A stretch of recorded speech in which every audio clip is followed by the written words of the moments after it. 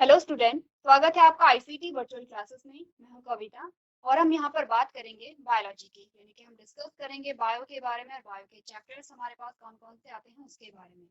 तो सबसे पहले जैसे कि आप जानते हैं कि हमारा फर्स्ट डे है हमारे सेशन का, तो सबसे पहले डिस्कस कर लेंगे सिलेबस के बारे में। आपके पास सिलेबस किस प्रकार से आया है, चैप्टर कौन कौन से हैं, उन चैप्टर्स के अंदर आपके पास टॉपिक किस प्रकार से आए हैं।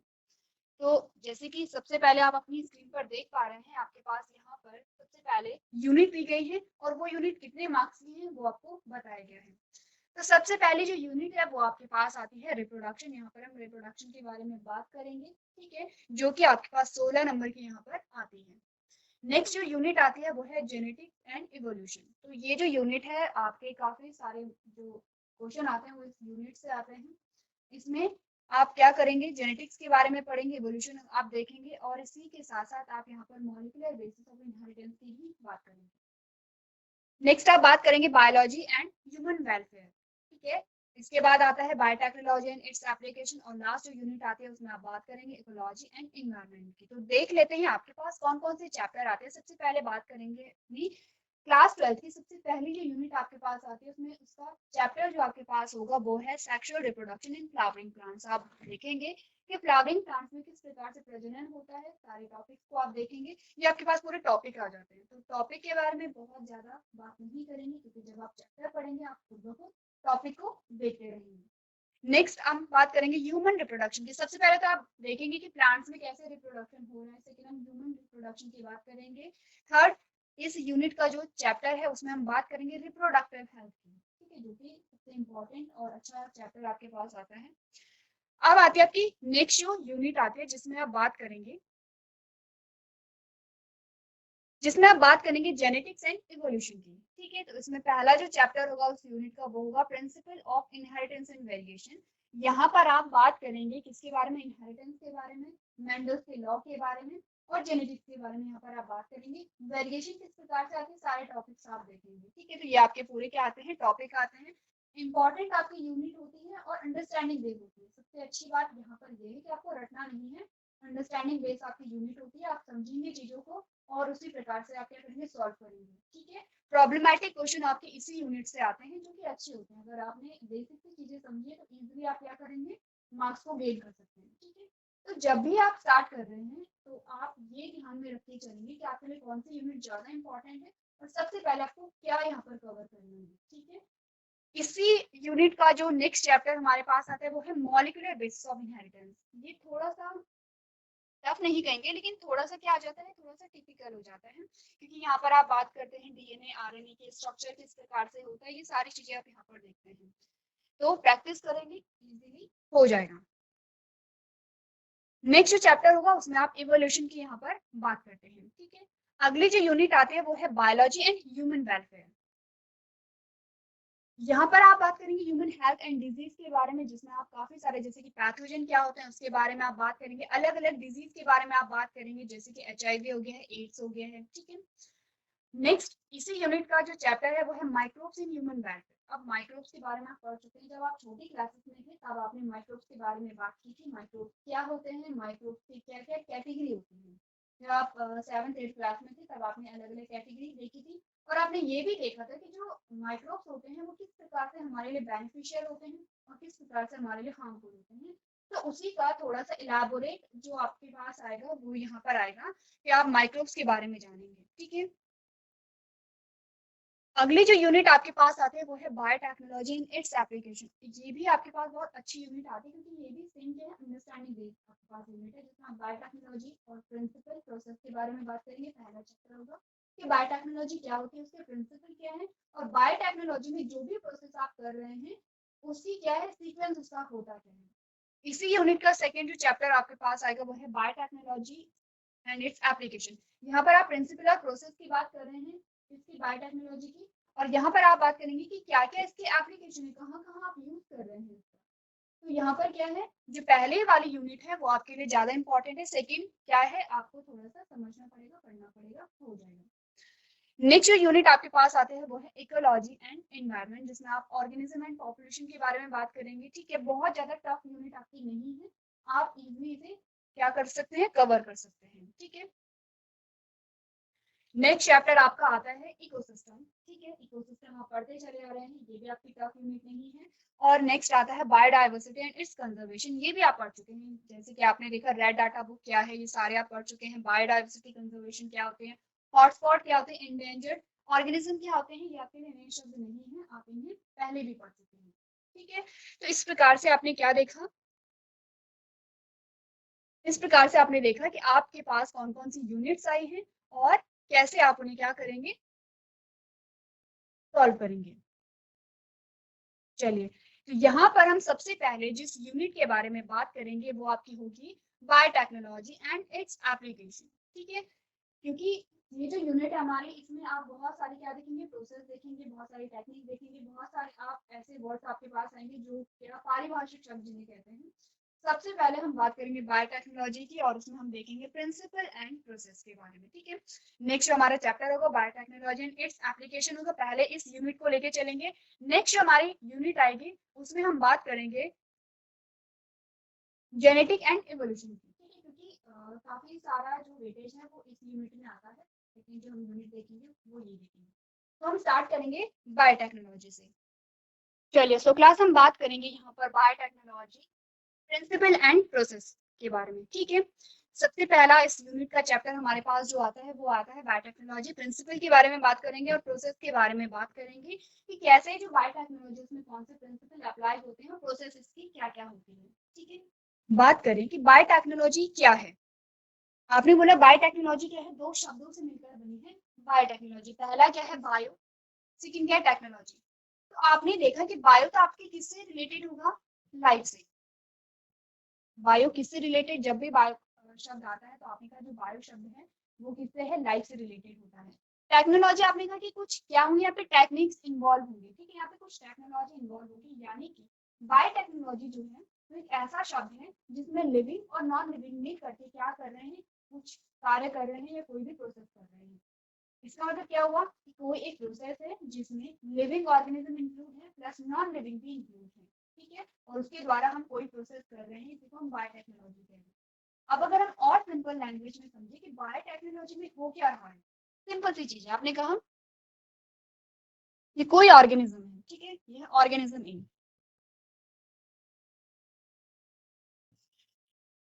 ये है ऑर्गेनिज्म ए और ये है ऑर्गेनिज्म बी,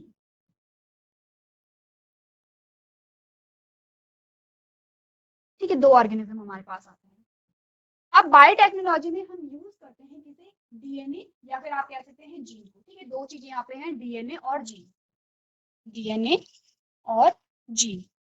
अब अगर हम कहें कि डीएनए और जीन में क्या डिफरेंस होता है, तो आप बचपन से पढ़ते चले आ रहे हैं कि जीन क्या है आपका, 10th क्लास में तो आपने पढ़ा ही है क्योंकि आपके पास जेनेटिक जो चैप्टर था वहां पर था और आपने उस टाइम पे जीन की बात की थी। आपने पढ़ा था जो जीन है वो पीस ऑफ डीएनए है। तो अगर हम कभी डीएनए कहें या कभी जीन कहें तो आप लोग कंफ्यूज नहीं करेंगे, ठीक है। एक ही बात हो रही है। तो हमने कहा कि जीन क्या होता है, पीस ऑफ डीएनए होता है। तो यहाँ पर हम क्या बात करेंगे, जीन की बात करेंगे, डीएनए की बात करेंगे। आपने कहा कि डीएनए क्या होता है, क्योंकि आप 12th क्लास में आ चुके हैं और आप अच्छे से जानते हैं कि डीएनए हमारा जेनेटिक मटेरियल है, ठीक है। बेसिकली जो जेनेटिक मटेरियल होता है वो डीएनए होता है, इसके अलावा किन्हीं वायरस में आरएनए भी होता है, ठीक है। चलिए, इतनी बात क्लियर है। अब आपने कहा जो डीएनए है आपका वो कहाँ रहता है, जो आपका जेनेटिक मटेरियल है वो कहाँ पे रहता है। तो हम बात करेंगे सेल की, कोशिका की, ठीक है। बेसिक यूनिट होती है हमारी। आपने कहा आपकी जो सेल है, फॉर एग्जांपल ये हमारी सेल है, ठीक है। अब आपने कहा ये जो हमारी सेल है इसके अंदर होता है हमारा डीएनए। हर एक सेल में हमारा डीएनए होता है और किस फॉर्म में होता है, आपने कहा क्रोमोसोम की फॉर्म में होता है। क्या बोला, क्रोमोसोम, क्रोमोसोम, ठीक है। कितने क्रोमोसोम होते हैं हमारे पर सेल में, आपने कहा 46 क्रोमोसोम होते हैं, जिसे आप एक जोड़ी भी कहते हैं। अब आपने कहा क्रोमोसोम क्या होता है, तो क्रोमोसोम का स्ट्रक्चर अगर हम देखें तो हमने क्या बोला, हम हमेशा से क्या पढ़ते चले आ रहे हैं, ये है क्रोमोसोम। क्योंकि क्रोमोसोम हमेशा पेयर में होते हैं, इतना आपको पता है, क्रोमोसोम हमेशा किस में होंगे, पेयर में होते हैं, ठीक है। तो ये जो है ये तो है आपका डीएनए, डबल स्ट्रैंड होता है आपका डीएनए। इसके अलावा आपके पास आते हैं डीएनए, डीएनए से अटैच एक प्रोटीन हमारे पास आती है जिसे आप क्या कहते हैं, हिस्टोन प्रोटीन कहते हैं, ये है आपके हिस्टोन प्रोटीन, ठीक है। इसके अलावा हमारे पास क्या आता है, आपने बोला यहाँ पर आती है हमारी non histone protein. Non histone protein का क्या मतलब है कि प्रोटीन के अलावा कोई और प्रोटीन हमारे पास आती है, ये है आपकी नॉन हिस्टोन प्रोटीन, ठीक है। और इस पूरे स्ट्रक्चर को आप क्या कह दे रहे हैं, इस पूरे स्ट्रक्चर को आप कह रहे हैं क्रोमोसोम, ठीक है, क्लियर है। अब आपने बोला कि आपके जो सेल हैं उसमें एक न्यूक्लियर मेम्ब्रेन आती है बीच में, इस प्रकार से डबल मेम्ब्रेन आती है, आपने सेल का स्ट्रक्चर पढ़ा है, अच्छे से पढ़ा है हमने, ठीक है। न्यूक्लियर मेम्ब्रेन पाई जाती है, इसीलिए हम अपने आप को यूकैरियोट कहते हैं। और आपने कहा यहाँ पर पाए जाते हैं क्रोमोसोम, ये आपके क्या है 46 क्रोमोसोम पाए जाते हैं, 23 जोड़े क्रोमोसोम हमारे पाए जाते हैं। अब क्रोमोसोम आपको ऐसी शेप में हमेशा नहीं दिखेंगे, जब आपने सेल चैप्टर पढ़ा होगा क्लास 11 में आपके पास सेल डिवीजन आता है और आपने देखा कि सेल डिवीजन के कौन से फेज में जो क्रोमोसोम है वो ऐसे आपको दिखाई देते हैं, ये आपको पता होना चाहिए, आपने अच्छे से समझा होगा चैप्टर को। तो क्या होता है, जो क्रोमोसोम आपके होते हैं वो सेल के अंदर होते हैं, कितने होते हैं आपने कहा 46 क्रोमोसोम होते हैं, ये 23 जोड़े क्रोमोसोम पाए जाते हैं। कहाँ पे पाए जा रहे हैं, आपने कहा न्यूक्लियस में, क्या कहते हैं इसे, न्यूक्लियस में पाए जा रहे हैं, केंद्रक में पाए जा रहे हैं। तो इसका मतलब क्या हुआ, हम क्यों डीएनए की बात कर रहे हैं, हम क्यों क्रोमोसोम की बात कर रहे हैं, अब ध्यान दीजिए। क्रोमोसोम, डीएनए और जीन, तीनों में डिफरेंस पता चल गया। जीन क्या है, कोई भी पीस ऑफ डीएनए, कोई भी पीस ऑफ डीएनए जो किसी कैरेक्टर के लिए रिस्पॉन्सिबल है उसको हम जीन कह रहे हैं, क्लियर है इतनी बात। अब देखिए होता क्या है, बायोटेक्नोलॉजी में हमें करना क्या है, हमें ये समझना था। तो अब आप ये समझ गए हैं कि आपका डीएनए कहाँ है और क्रोमोसोम और डीएनए में क्या डिफरेंस है। अब देख लें कि बायोटेक्नोलॉजी में हमें करना क्या है। ये आपका ऑर्गेनिज्म बी था, ऑर्गेनिज्म बी है। हमें सिंपली करना क्या था कि जो डीएनए है या जो जीन है, ठीक है चलो हम जीन कहेंगे, हमें सिंपली करना क्या था कि इस ऑर्गेनिज्म में जो जीन था वो हमें यहाँ डालना है।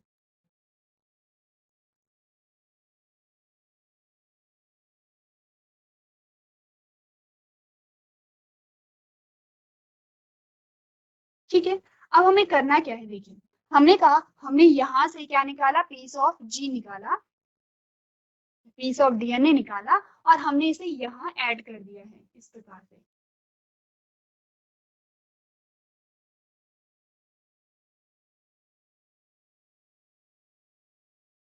सिंपल था, आपको बायोटेक्नोलॉजी में यही पढ़ना है। क्या करना है, क्या बात हमने की है, हमने बोला आपने एक ऑर्गेनिज्म, ए था कि कोई भी हो सकता है, आपने कहा ये प्लांट है, ये एनिमल है, ये कोई भी ऑर्गेनिज्म हो सकता है। हमें करना क्या है, इस ऑर्गेनिज्म से पीस ऑफ जीन है या फिर पीस ऑफ डीएनए है वो हमें निकाल करके इस दूसरे ऑर्गेनिज्म में फिल करना है, दूसरे ऑर्गेनिज्म में हमें फिट करना है। और इसी को हम पढ़ेंगे बायोटेक्नोलॉजी में। इसी में आप प्रिंसिपल देखेंगे कि क्या प्रिंसिपल होता है इसका, यानी कि आप जीन को ट्रांसफर कर रहे हैं उसका प्रिंसिपल क्या होता है और उसका प्रोसेस क्या होता है, यही सारी चीजें हम यहाँ पर पढ़ेंगे, ठीक है। अब सेकंड क्वेश्चन आपके पास ये आता है कि क्यों ट्रांसफर हम कर रहे हैं, इसका भी रीजन आपको देना पड़ेगा कि क्यों हम ट्रांसफर कर रहे हैं जीन को, एक बार सोचिए उसके बाद हम डिस्कस करेंगे।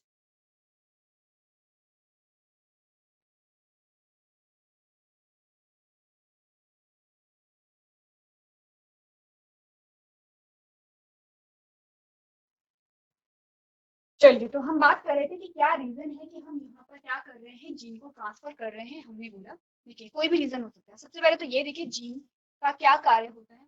हमने बोला ये क्या है, अलग अलग गुणों के लिए उत्तरदायी है, क्या होता है कैरेक्टर्स के लिए या गुणों के लिए क्या होता है, रिस्पॉन्सिबल होता है। हमने बोला कोई भी कैरेक्टर है और उस कैरेक्टर के लिए प्रोटीन रिस्पॉन्सिबल होते हैं। हम हमेशा कहते हैं कि डीएनए है और डीएनए से आपका आरएनए बनता है और इस आरएनए से आपका प्रोटीन बनता है। तो पूरे डीएनए में प्रोसेस नहीं हो रही, हमने कहा कोई भी जो डीएनए है उसका एक पोर्शन है वो क्या कर रहा है, आरएनए को यहाँ पे बना रहा है और इसी आरएनए से प्रोटीन बन रही है और यही जो प्रोटीन है वो गुणों के लिए उत्तरदायी है। तो इस पीस ऑफ डीएनए को हमने जीन कहा है, तो हम कह सकते हैं कि जीन क्या आता है, गुणों के लिए उत्तरदायी होता है। जैसे कि आपने बोला कि आपकी स्किन का कलर, जो भी कलर है जो भी प्रोड्यूस हो रहा है वो उस कैरेक्टर के लिए प्रोटीन रिस्पॉन्सिबल है, वो प्रोटीन बन रही है आरएनए से, वो आरएनए बन रहा है जीन से। तो हम कह सकते हैं कि आपकी स्किन का जो कलर है उसके लिए जीन उत्तरदायी होता है। हमने कहा कि जीन क्योंकि क्या कैरेक्टर्स के लिए रिस्पॉन्सिबल है, गुणों के लिए क्या है, उत्तरदायी है। तो हमें क्या चाहिए, हो सकता है कि ऐसा कोई कैरेक्टर इस ऑर्गेनिज्म में था जो हमें इसमें चाहिए था, ठीक है, या फिर एक ऐसी प्रोटीन जो कि इस जीन से बन रही थी वो हमें इस ऑर्गेनिज्म में चाहिए, इसलिए हम ट्रांसफर कर रहे हैं। बेसिकली हमें क्या चाहिए कि कोई एक ऐसा गुण जो ऑर्गेनिज्म ए में था वो हमें ऑर्गेनिज्म बी में भी डेवलप करना था। उसके लिए हमने क्या किया, हमने उसमें जो जीन था, जो जीन उस गुण के लिए उत्तरदायी है, उसे ही हमने ट्रांसफर कर दिया है, ठीक है। और उसे जब हमने ट्रांसफर किया तो हमने देखा कि इसमें भी वही कैरेक्टर आ गया है। अब हमने कहा कि इसी में जो प्रोसेस यूज हो रही है, इसी में जो प्रिंसिपल यूज हो रहे हैं, उसी को हम कहते हैं बायोटेक्नोलॉजी। क्यों हम बायोटेक्नोलॉजी कह रहे हैं, हमने कहा क्योंकि देखो लिविंग ऑर्गेनिज्म इंक्लूड है और इसमें कुछ टेक्नोलॉजी भी इंक्लूड होती है, जैसे कि आप जेल इलेक्ट्रोफोरेसिस की बात करेंगे, ठीक है। तो यहाँ पर आप बात करेंगे कि जेल इलेक्ट्रोफोरेसिस में भी आप क्या कर रहे हैं, ये है बायोटेक्नोलॉजी का ही एक पार्ट है। पीसीआर की हम बात करते हैं, पीसीआर भी क्या है, आपने इसी का एक पार्ट है। तो यहाँ पे हम टेक्नोलॉजी भी यूज कर रहे हैं, यहाँ पर हम लिविंग ऑर्गेनिज्म को भी यूज कर रहे हैं, इसीलिए कंबाइंडली हमने इस प्रोसेस को क्या कहा, हमने कहा बायो टेक्नोलॉजी। ऐसी टेक्नोलॉजी जिसमें हम लिविंग ऑर्गेनिज्म का यूज कर रहे हैं अपने पर्पज के लिए। अब हम एक एग्जाम्पल के द्वारा और अच्छे से समझ सकते हैं कि हम कहना क्या चाहते हैं। हमने कहा देखिए, आप देख रहे हैं कि यहाँ पर जो डायबिटीज है वो बहुत सारे डायबिटीज के आपके पास केसेस आ रहे हैं। तो इसके इलाज के लिए हम क्या करते हैं, इंसुलिन का इंजेक्शन देते हैं, ठीक है। आप इंसुलिन के इंजेक्शन देते हैं तो इंसुलिन को हमें कहीं से निकालना पड़ेगा। सबसे पहले तो आपको इतना पता होना चाहिए कि इंसुलिन कहाँ से रिलीज होता है। आपने कहा पैनक्रियाज से होता है, हमारी बॉडी में पैनक्रियाज है, जो हमारी ग्लैंड है, वहां से हमारा इंसुलिन रिलीज होता है। तो आपने कहा इंसुलिन के इंजेक्शन दिए जाते हैं, किसी की बॉडी में इंसुलिन की कमी हो गई है तो इंसुलिन के इंजेक्शन दिए जाते हैं। तो इंसुलिन के इंजेक्शन अगर देने हैं तो इंसुलिन को आपको कहीं से निकालना भी पड़ेगा। तो पहले के टाइम पे क्या होता था कि जो अदर एनिमल्स होते हैं, जैसे काव हो गया या पिग हो गया, इनसे इंसुलिन को क्या किया जाता था, एक्सट्रैक्ट किया जाता था, इंसुलिन को निकाला जाता था और तब जाके इंसुलिन के इंजेक्शन तैयार किए जाते थे। तो यहाँ पर क्या है, दो चीजें हो रही थी। एक तो ये है कि क्योंकि हमारा जेनेटिक मेकअप और किसी दूसरे एनिमल का जेनेटिक मेकअप डिफरेंस है, तो इस वजह से भी क्या है, यहाँ पर ये बहुत ज्यादा सेफ नहीं था। सेकेंड, इसके लिए बहुत सारे एनिमल्स को हमें किल करना पड़ता था। तो हमने क्या किया, बायोटेक्नोलॉजी के थ्रू हमने क्या किया कि किसी एक ऑर्गेनिज्म से हमने इंसुलिन का जीन एक्सट्रैक्ट किया, ठीक है। इंसुलिन का जीन हमने एक्सट्रैक्ट किया और किसी दूसरे ऑर्गेनिज्म में हमने डाल दिया है, या फिर किसी कल्चर मीडियम में हमने उसे कल्चर करा दिया। कल्चर मीडियम में क्या मतलब हुआ, हमने उस जीन की बहुत सारी कॉपी बना दी है। जैसे आप पीसीआर के बारे में जब आप बात करते हैं तो हम यही चीजें वहां पर करते हैं कि हमने कहा कि कोई एक जीन हमने निकाला और उस जीन की हमने बहुत सारी कॉपी बना दी है। तो हमने कहा इंसुलिन का जीन हमने निकाला, इंसुलिन के जीन की बहुत सारी कॉपी हमने बना दी है। अब हम क्या करेंगे, जब जीन को हम इंसर्ट करेंगे किसी की बॉडी के अंदर तो वो इंसुलिन का प्रोडक्शन करेगा। इससे क्या हुआ, आपने कहा इससे हमें किसी अदर ऑर्गेनिज्म को मारना भी नहीं पड़ा और जेनेटिक मेकअप भी सेम हमारे पास आ जाता है। क्लियर है कि क्यों हम क्या कर रहे हैं, यहाँ पे जीन का ट्रांसफर कर रहे हैं एक ऑर्गेनिज्म से दूसरे ऑर्गेनिज्म में। सबसे पहले तो आप इतनी बात को समझिए। अब हम यहाँ पर बात करेंगे कि ठीक है हमने ट्रांसफर किया है, तो इतना इजी नहीं है, क्योंकि हम बात कर रहे हैं किसकी, जेनेटिक मेकअप की बात हो रही है, ठीक है। बात हो रही है अगर जेनेटिक मेकअप की, तो इतना इजी नहीं होता है कि आपने जीन को निकाला और आपने दूसरे ऑर्गेनिज्म में क्या कर दिया है, ट्रांसफर कर दिया। क्योंकि आपने कहा सेल ही इतनी छोटी होती है। अगर आप सेल को देखेंगे, एक सेल को अगर हमें देखना पड़ेगा तो हम माइक्रोस्कोप का यूज करते हैं। उस सेल के अंदर भी आपकी पहले आती है प्लाज्मा मेम्ब्रेन, उसके बाद आती है आपकी न्यूक्लियर मेम्ब्रेन और उसके अंदर आता है आपका जेनेटिक मटेरियल यानी कि आपका डीएनए, ठीक है। तो आप आइडिया लगा सकते हैं कि कितना सूक्ष्म होता है। तो हमें करना क्या था, हमें यहाँ पर जीन को ट्रांसफर करना था, लेकिन हमारे पास क्या है, एक स्पेसिफिक टेक्निक होनी चाहिए इसके लिए। तो हमने कहा कि जब भी हम जीन का ट्रांसफर करते हैं तो अलग अलग स्टेप्स हमारे पास आते हैं, ठीक है। उसमें से सबसे पहले हमें क्या करना पड़ता है, जीन को या डीएनए को हमें निकालना पड़ेगा। उसके बाद हमें यहाँ से यहाँ ट्रांसफर करने के लिए एक टूल चाहिए होता है, ठीक है। और उस टूल को हम कहते हैं वेक्टर। क्या कहेंगे उसे, वेक्टर कहेंगे। वेक्टर क्या है, वेक्टर सेम ऐसा है जैसे कि आप अपने घर में थे और आपको स्कूल जाना है, स्कूल दूर है आपका, तो आप गाड़ी में बैठे और गाड़ी से स्कूल आ गए, तो आप कह सकते हैं कि आपका काइंड ऑफ आपकी गाड़ी है, आपका व्हीकल है, ठीक है। आपने कहा कि इस वेक्टर के अंदर आपने अपना जीन ऑफ इंटरेस्ट क्या होता है आगे हम डिटेल में बात करेंगे जीन ऑफ इंटरेस्ट क्या होता है। जीन ऑफ इंटरेस्ट वो है जो आपको ट्रांसफर करना है। आपने कहा कि सबसे पहले आप वेक्टर के अंदर अपना जीन ऑफ इंटरेस्ट डालेंगे इस प्रकार से। अब इस वेक्टर को आप इस ऑर्गेनिज्म में डालेंगे और आपका जो जीन है वो ट्रांसफर हो जाता है। तो ये वेक्टर क्या होता है ये भी आपको समझने देखिए वेक्टर अलग अलग होते हैं। अगर आप प्लांट्स के बारे में बात करेंगे, एनिमल्स के बारे में बात करेंगे तो अलग अलग वेक्टर होते हैं। या फिर आपने बोला बैक्टीरियल सेल है तो उसमें क्या होता है आपको किस प्रकार की सेल में जीन ट्रांसफर करना है उसके अकॉर्डिंग आप अलग अलग वेक्टर के बारे में भी पढ़ेंगे। इससे पहले आपको ये समझना पड़ेगा कि कैसे आपने डीएनए को आइसोलेट किया, कैसे आपने डीएनए को, क्योंकि पहले आपको डीएनए को निकालना पड़ेगा। ठीक है, आपको समझना पड़ेगा कैसे आपने डीएनए को निकाला, कैसे आपने वेक्टर का चूज किया, कैसे आपने वेक्टर के अंदर इंसर्ट किया। अब देखिए जब आपने एक सेल को लिया और इस सेल से आपने डीएनए को निकाला तो ऐसा तो है नहीं कि हमें इतना पता है कि हमारा जीन ऑफ इंटरेस्ट कौन सा है। क्यों? क्योंकि आपने बोला आपका जो डीएनए है वो बहुत लंबा स्ट्रैंड है इस प्रकार से। अब आपका जो जीन ऑफ इंटरेस्ट है वो हो सकता है ये हो, ये आपका जीन ऑफ इंटरेस्ट हो, यानी कि इसे आपको ट्रांसफर करना हो। लेकिन हमें इतना पता नहीं चलता है कि हमें हमारा जो जीन ऑफ इंटरेस्ट है वो कहाँ पर है। इसके लिए आप यूज करते हैं क्या, आपने कहा मॉलिक्यूलर सीजर आप यूज करते हैं जिससे कि डीएनए छोटे छोटे पीसेस में डिवाइड हो जाए। उसके बाद आप यूज करते हैं जेल इलेक्ट्रोफॉरेसिस जो कि आपके जीन ऑफ इंटरेस्ट को पहचानने में मदद करते हैं। फाइनली आपके पास जीन ऑफ इंटरेस्ट आया, आपने वेक्टर के अंदर इंसर्ट किया, फिर आपने वेक्टर को अपने ऑर्गेनिज्म जो टारगेट सेल होती है उसके अंदर आपने इंसर्ट किया। तो यही सारी प्रोसेस हम पढ़ेंगे बायोटेक्नोलॉजी में, जो कि हम पढ़ेंगे डिटेल में और स्टेप वाइज। अभी आपने सारी चीजें एकदम से यहाँ पे सुनी है, थ्योरी वाइज आपने देखी है। तो जब आप बात करेंगे डिटेल में तब आपको समझ आएगा कि यहाँ पर स्टेप्स क्या होते हैं और किस प्रकार से आप क्या करेंगे, चीजों को समझेंगे। तो सबसे पहले तो हम यहाँ पर डेफिनेशन देख लेते हैं बायोटेक्नोलॉजी की। क्या डेफिनेशन आपको बताई गई है, आपने कहा biotechnology is defined as a broad area of biology which use both the technology and the application of living organisms and their components to develop, modify and to produce a useful product for human welfare। क्या समझे, एक एक करके चीजों को समझते हैं। आपने कहा बायोटेक्नोलॉजी क्या है, जो बायोलॉजी है उसका एक ब्रॉड एरिया है। जैसे कि आपने बायो में पढ़ा है, आपके पास बायो के दो पोर्शन आते हैं, आपने कहा बॉटनी आती है, जूलॉजी आती है। ऐसे ही बायोटेक्नोलॉजी में क्या आता है, बायो का एक एरिया आता है जिसमें आप क्या क्या चीजें समझेंगे। आप समझेंगे कि कैसे टेक्नोलॉजी को बायोलॉजी से अटैच करके हम क्या कर सकते हैं, अपने यूज के लिए इसे यूज कर सकते हैं।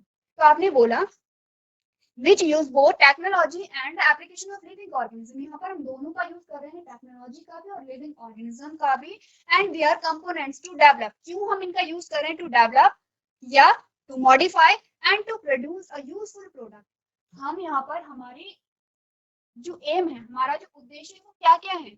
हमने कहा हम किसी भी प्रोडक्ट को या तो हमें मॉडिफाई करना है, ठीक है, या तो हमें उस प्रोडक्ट को क्या करना है, डेवलप करना है, या तो हमें क्या करना है, उस प्रोडक्ट का यूज करना है किसमें, ह्यूमन वेलफेयर में।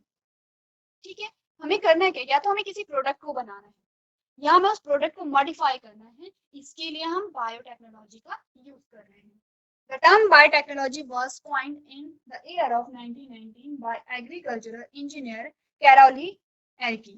Hence, he is called the father of biotechnology। ठीक है, इतनी बात क्लियर है। तो आपको क्या करना है, एक तो आप देख लीजिए, आप समझते हैं बायोटेक्नोलॉजी क्या है। बायोटेक्नोलॉजी की डेफिनेशन तो आपके पास नहीं आएगी क्योंकि आपके पास बहुत सारे इंपॉर्टेंट टॉपिक है, बट आपको समझना जरूरी है कि बायोटेक्नोलॉजी में एक्चुअली ना कर क्या रहे हैं। इसके बाद आप देख लीजिए कि ये जो टर्म है ये किसने कॉइन किया था। तो एक बार आप जो इम्पोर्टेंट पॉइंट है उन्हें नोट कर लीजिए।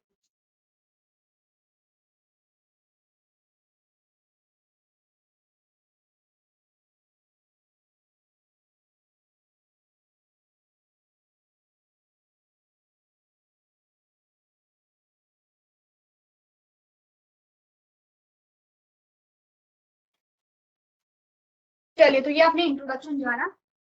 इसके अलावा हम इस चैप्टर में बात करेंगे यहाँ पर critical research areas of biotechnology क्या क्या होते हैं। ठीक है, बायोटेक्नोलॉजी के एप्लीकेशन क्या क्या है एग्रीकल्चर में। ठीक है, इसके अलावा हम यहाँ पर बात करेंगे कि जो बायोटेक्नोलॉजी है उसमें आपके पास कौन कौन से स्टेप्स आते हैं। आज के सेशन में हम इतना ही करेंगे। अभी तक क्लास में बने रहने के लिए आपका धन्यवाद।